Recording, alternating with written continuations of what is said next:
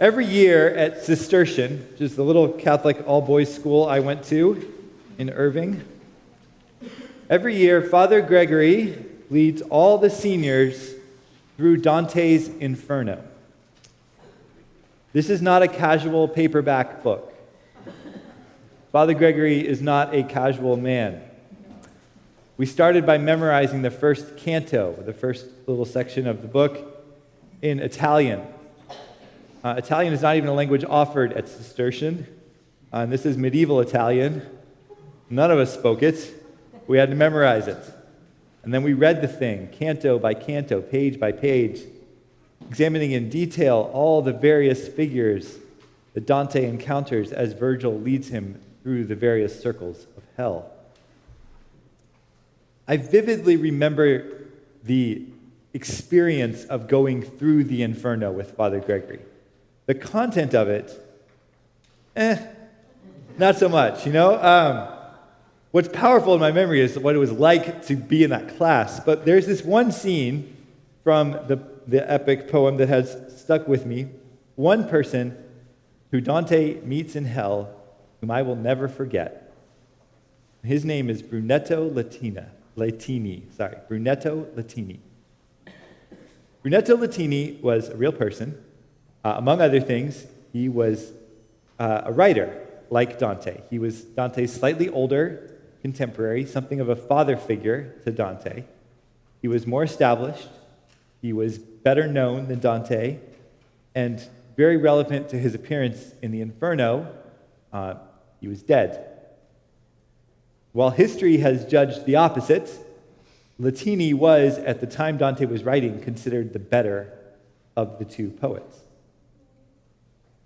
When Dante comes upon Latini in hell, the two have a very cordial, even tender sort of reunion. Although Latini cannot tarry for long because he has to go on with his punishment in hell. As they part, Latini has one request for Dante, one thing he wants Dante to do when he gets back up top, back to the land of the living. Latini asks Dante to commend his Tesoro.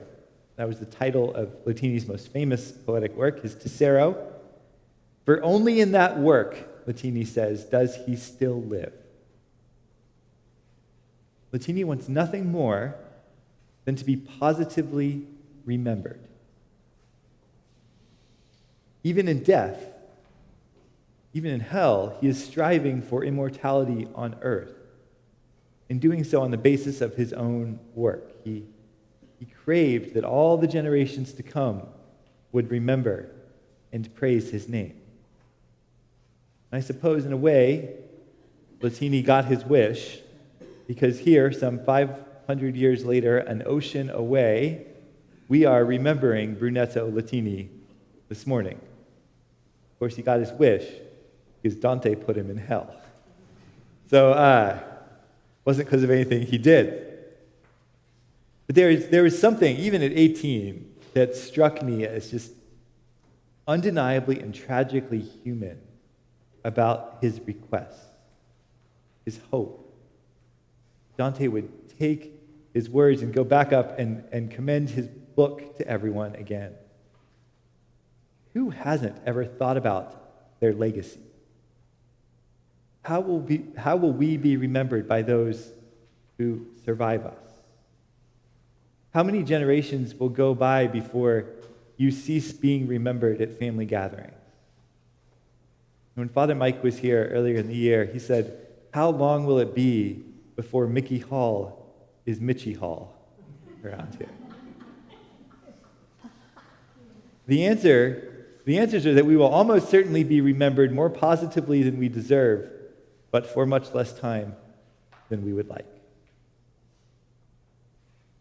Now, there are certainly wrong ways about trying to do something to change the answer. I don't think there's anything inherently wrong with the question. Mary, the mother of our Lord, asked the question. Indeed, when she burst out in song, which is what Canticle 15 is here on page 3 of your bulletin, when she burst out in song at the greeting of her relative Elizabeth, she said, "From this day, all generations will call me blessed."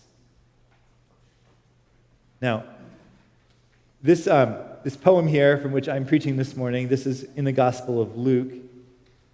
It's where our psalm usually is in the service, but this week on the third Sunday of Advent, Sunday we look at joy. This is the thing we read in place of the psalm. And I made some effort at the beginning to set up the question to which Mary's line there, "From this day all generations will call me blessed," is the answer.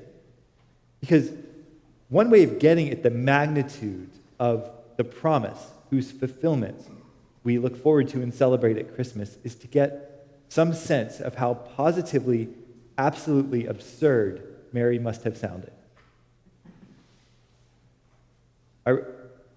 We don't have it, but in Luke, this whole scene begins when Mary, who has just heard from the angel that she is to conceive and bear a son and name him Jesus, Mary gets up, and she went with haste to a town in the Judean hill country, Luke says,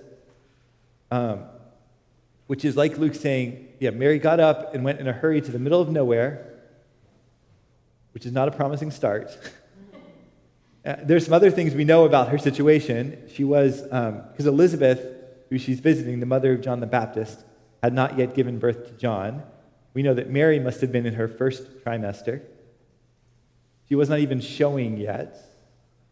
But she was living the first 3 months of her life as a pregnant teenager, carrying a child out of wedlock, in a culture in which that was very hard to do.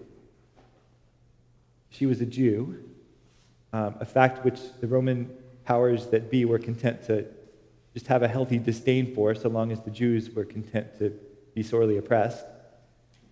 She was in the hill country of Judea, like, as I said, that's the boonies. And she says, "From this day, all generations will call me blessed." That was, by any rational and fair assessment of the situation, a patently absurd statement from a raging madwoman. And yet, from that day, every single generation that has lived upon this fair earth has had those who have called her blessed. The first was Elizabeth, whom she was visiting. She said, "Blessed are you among women, and blessed is the fruit of your womb." But from that day, it has not ceased. The Roman emperors, whose huge armies were ravaging the Mediterranean, they would cease just a few hundred years later, but not before they had fallen on their knees and called Mary blessed.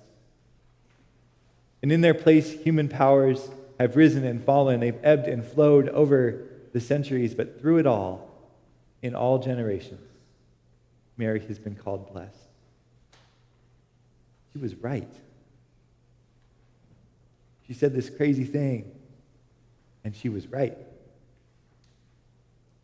Now, of course, she's not become the most famous woman in the world because of her works. It's the work of God working through her. It's her willingness to be a part of the work of God that made her so. Mary's whole view of the world that she expresses in this poem, Mary's whole view was colored by the treasure that was hidden inside her womb. And because of that, she could see things in a way nobody else could. When she showed up on Elizabeth's doorstep, she knew something that nobody else knew. And when she heard her relatives greeting, this joy just burst forth from her. It shattered the Mary that everyone else had seen on the road as she traveled. There, in a little town in the Judean hill country, she gave words to the excitement and the joy that throbbed in her heart. She testified right then and there. She gave witness to what God had done and what God was doing in her. I struggle to even imagine what it was like, but the closest I can come is Mary was like someone who gets a job offer call in the grocery store line. Right? Or like when I was about to propose to Stephanie, I was walking down the street in Princeton, New Jersey, and I had this ring in my pocket, right? And the joy that was in me as I fiddled with that ring in my pocket, and the hope and the promise could not be seen by anybody else walking down the street. Right? But there it was in my heart. There's a promise and a hope in her that is just entirely at odds with her surrounding and her situation, but in no way diminished by them. In a world of dark indifference, Mary's heart was electric with joy because of the promise that was hers. And that is an attitude with which to go into Christmas. Right? To be full of that joy no matter our surroundings. Even if the surroundings seem indifferent, do not be diminished by them. We, of course, are not surrounded by the Judean hill country out there, but we do live in a world that, despite its remarkable propensity for Christmas lights, is not always very certain about the reasons for the bright joy this season. When we do manage to manufacture something like joy, it is often fleeting. The presents that are hurriedly unwrapped Christmas Day will be played with and used before the day is over and go in the closet. Even where we get things more right, where our joy is grounded in things that are true and are honorable, like the spirit of generosity, the love of family, and the conviction that peace should and one day will triumph, even then we haven't quite captured the joy which animated Mary in her words. Mary was not just a woman of good values and good character. Mary knew the salvation of the world. She knew what God was up to in the world, and she knew God was using her to do it.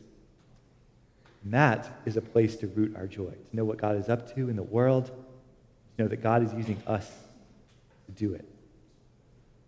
We won't ever, though, probably be famous like Mary. Whatever fame we have, it will be different and not like hers. But that was not the reason for her joy anyway.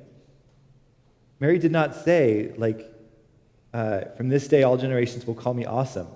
I'm going to be really famous. That wasn't what she said. That joy in Mary's heart was the joy of God's work in Jesus Christ, and that is ours, every bit as much as it was hers. Rejoice in God, your Savior. There's a reason Mary sang a song of joy. There's a reason that this song of joy is said every day in the church's life in the evening prayer, because her joy is ours. Because that sense of going around with this special thing inside you that changes the way you see the whole world, that is ours.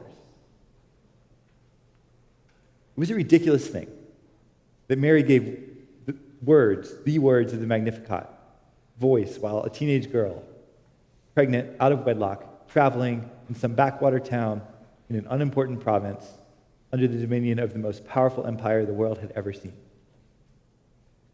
It's also ridiculous that we, inhabitants of the suburban sprawl of the fourth largest metropolitan statistical area in our country, whose sense of power and control in the world often does not extend very far beyond our cars and our air conditioners, that we will go forth from here. We will turn right or left onto Ridge or onto McKinney Ranch with joy in our hearts, overflowing, life-animating joy that comes from knowing God's promise to the whole world.